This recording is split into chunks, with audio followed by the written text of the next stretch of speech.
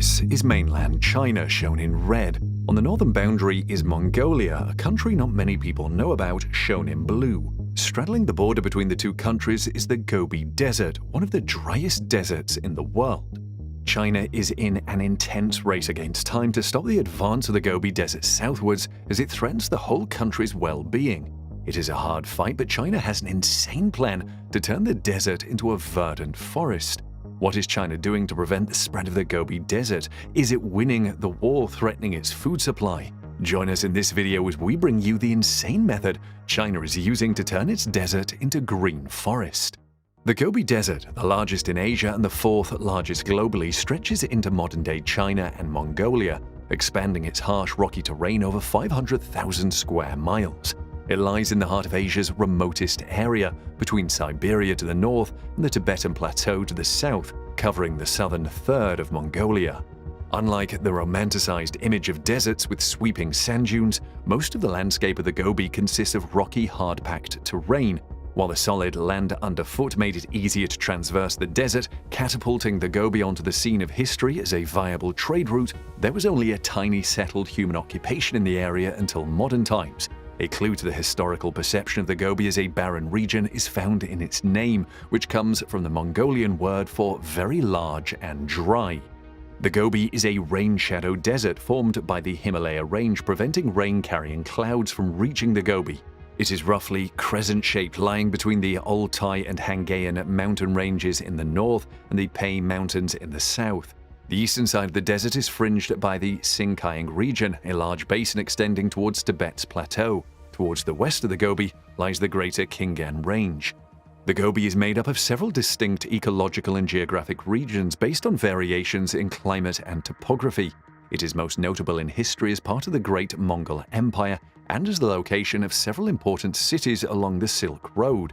The Gobi Desert is noted for its extreme temperature variation, with days commonly dipping from sweltering midday heat to freezing temperatures at night.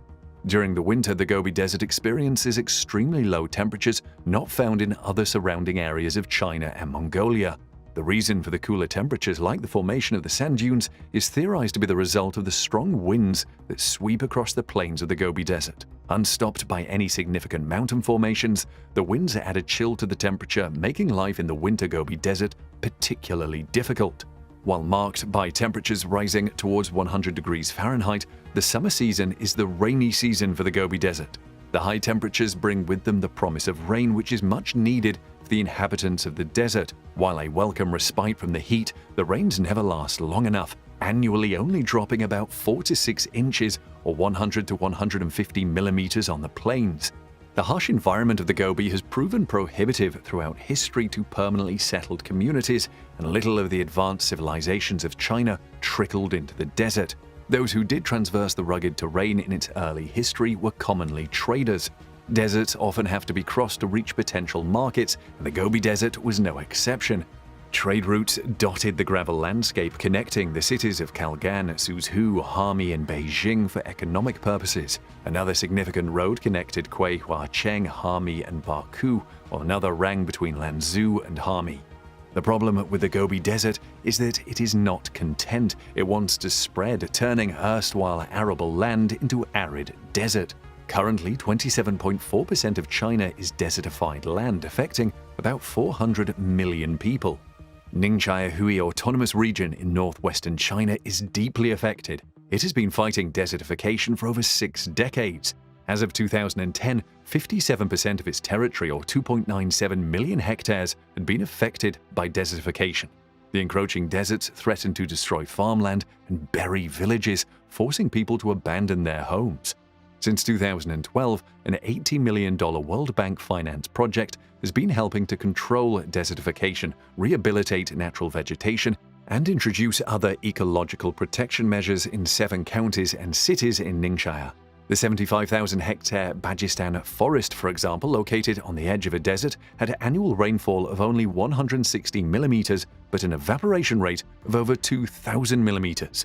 Sand blown into the nearby Yellow River raised the riverbed and increased flood risk. Based on experience accumulated over the past 6 decades and site-specific conditions, a 1+4 approach to restoring vegetation has been adopted.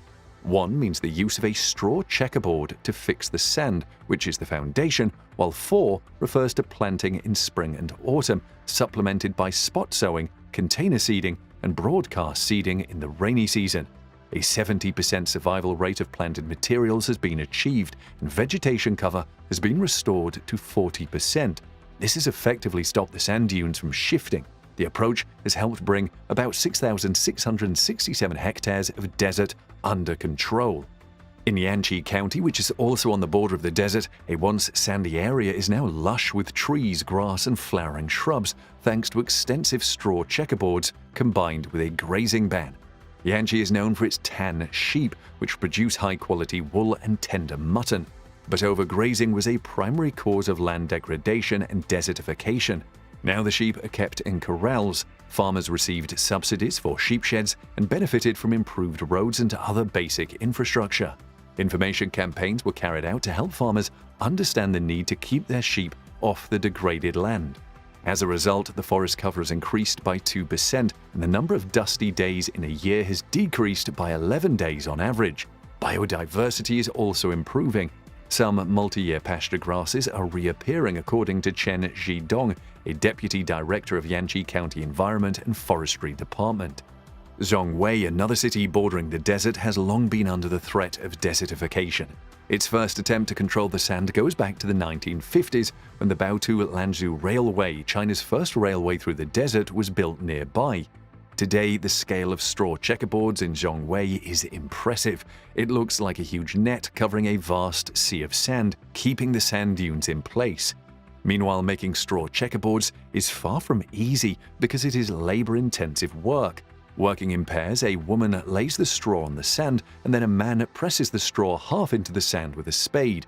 However, the invention of a portable tool has increased the survival rate by 20% while cutting the labor cost in half.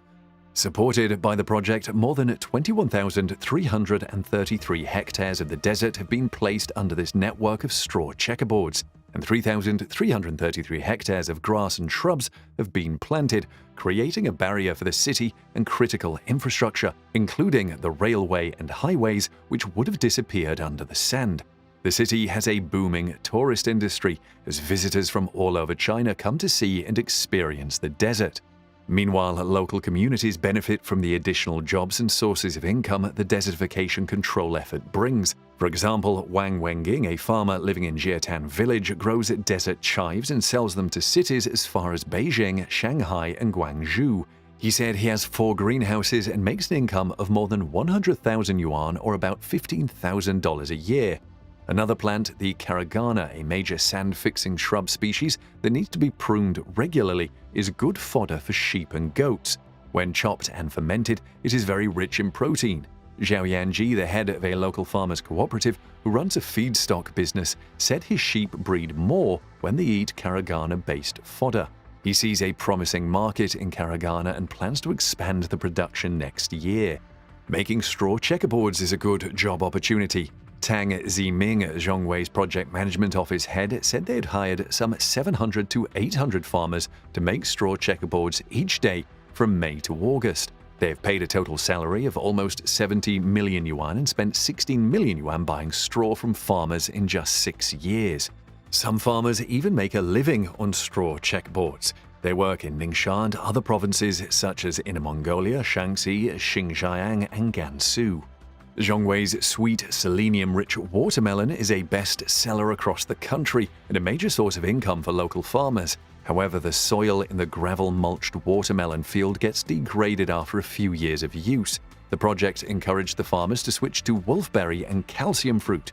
Calcium fruit is a cherry-like, calcium-rich fruit that grows in dry, sandy soil. China has been successful enough in fighting the spread of the desert that its methods are now being duplicated across the world.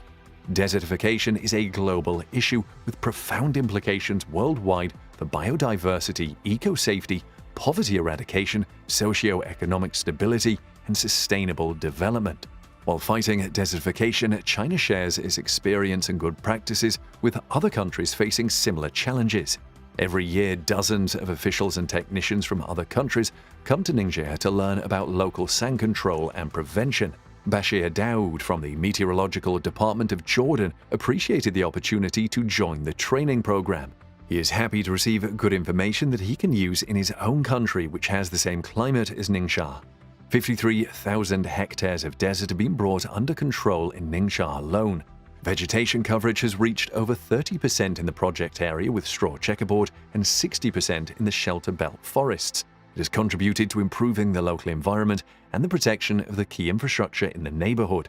Local people have also improved their lives by participating in the project. Overall, 3 million residents are expected to receive direct environmental benefits in the project areas. These improvements will also indirectly benefit many people living as far as Beijing and Tianjin, since project areas are located in a wind corridor that is a significant source of sandstorms affecting major parts of northern China. Let's hear what you think of China's effort to stop desertification in the comments section below.